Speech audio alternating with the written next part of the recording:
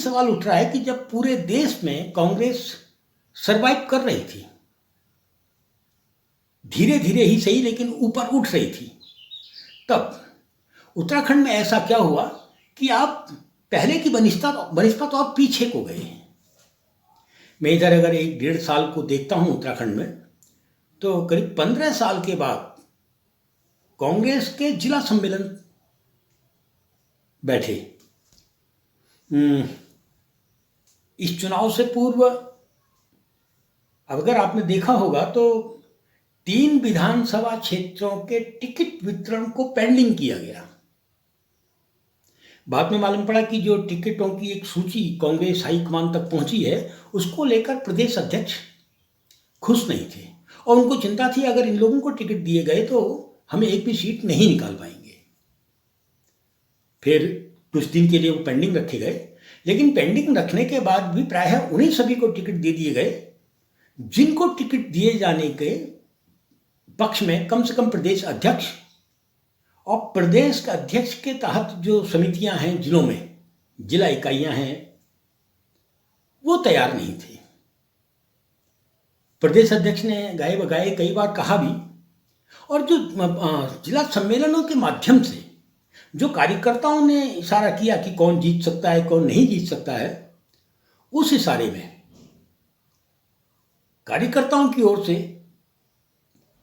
उन 5 के नाम नहीं थे जिन 5 को उत्तराखंड में लड़ाया गया। कार्यकर्ता चाहते थे कि बागेश्वर सम्मेलन जब हुआ था इनका, तो मैंने प्रदेश अध्यक्ष का इंटरव्यू लिया था, तो उन्होंने थोड़ा विचलित और चिंतित होते हुए एक ही बात कही थी कि अगर संगठन के सुझाए हुए नामों को टिकट मिल जाए तो हम 5 की 5 सीटें भी जीत सकते हैं। ये उनका एक दावा था, उनका एक।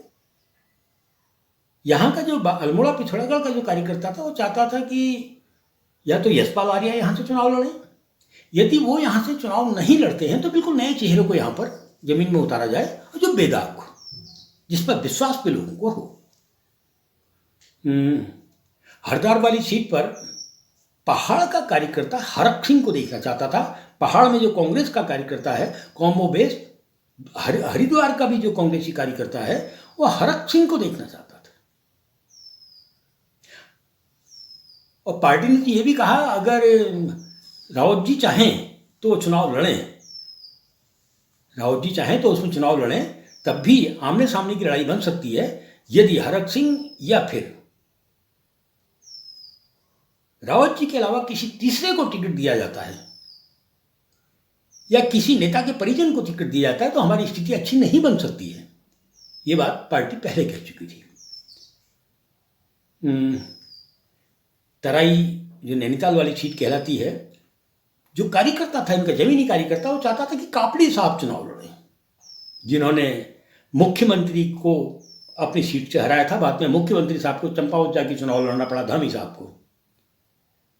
तो प्रत्येक कार्यकर्ता, वो पहाड़ का कार्यकर्ता, क्योंकि अगर नैनीताल सीट में आप देखेंगे तो अल्मोड़ा पिथौरागढ़ के जो कार्यकर्ता हैं उनका भी दबदबा वहाँ चलता है, क्योंकि उनके आधे परिवार तो हल्द्वानी में बैठे हुए हैं। आधा परिवार अगर पहाड़ में बैठा है तो आधा हल्द्वानी में बैठा है। तो नैनीताल सीट के लिए कापड़ी यहाँ के कार्यकर्ता की पहली मांग थी। जब टिकट बटे, उधर प्रीतम सिंह जी स्वयं चुनाव लड़ने की जगह, जो बड़े नेता थे, बड़ा नाम था, वो अगर हटे हैं तो निश्चित रूप से अगर इस विधानसभा चुनाव, इस लोकसभा चुनाव में देखेंगे तो प्रीतम सिंह का जो गृह क्षेत्र है, जो अपनी उनकी विधानसभा, वहाँ पीछे हटे हैं, वहाँ उनको नुकसान हुआ है। और कॉम्बोबेश पूरे उत्तराखंड के अंदर जो बड़े नाम हैं, जो विधानसभा के चुनाव लड़ते हैं, जो जिला पंचायतों में अध्यक्ष की दावेदारी करते हैं या विधानसभा की पंक्ति में दिखाई देते हैं मौका लगने के पर, ये बहुत बड़े बड़े अध्यक्ष, उपाध्यक्ष, जो बड़े नाम हैं, उनके बूथों पर आप एक बार देख लीजिए। यानी यदि करण मेहरा, जो इनके प्रदेश अध्यक्ष हैं, उनकी बात मान ली गई होती, उन्होंने जो जनपदों में सम्मेलन करके मथा था कार्यकर्ताओं को, वहाँ की स्थितियों को जाना था, समझा था, उस आधार पर जो सूची उन्होंने दी थी, उनको चुनाव लड़ने के लिए कहा गया होता, तो कोई दो राय नहीं कि 5 की 5 सीटें आज की तारीख में कांग्रेस की होती, 3 तो होती ही होती। मान लेते हैं टिहरी में बॉबी परमार ने थोड़ा सा फर्क डाल दिया था, या हरिद्वार में भी निर्दलीय विधायक उमेश कुमार 50-60 हज़ार वोट लाए थे, इनको छोड़ भी दें तो शेष जो सीटें थीं वो कांग्रेस के पास होती। खैर, अब एक चुनाव और है, उपचुनाव। छोड़, इतनी बड़ी हार के बाद भी जो उपचुनाव है वो उपचुनाव पूरा का पूरा प्रदेश अध्यक्ष के नियंत्रण में ना जाए, इसकी कसम कस्सा पार्टी के अंदर दिखने लगी है, होने लगी है, जो चर्चाओं में सामने आ रहा है। कांग्रेस को चाहिए कि वो छत्रपों से थोड़ा दूरी बनाए, यदि उसको पहाड़ में रहना है तो। अभी आपके निकायों के चुनाव हैं, फिर पंचायतों के चुनाव हैं, फिर 2 साल 2.5 साल के बाद विधानसभा के चुनाव आएंगे। बहुत ज़्यादा समय आपके पास नहीं है। पूरा 3 साल मेहनत की है राहुल गांधी ने 40 को 100 तक ले जाने में। आपके पास अभी समय है।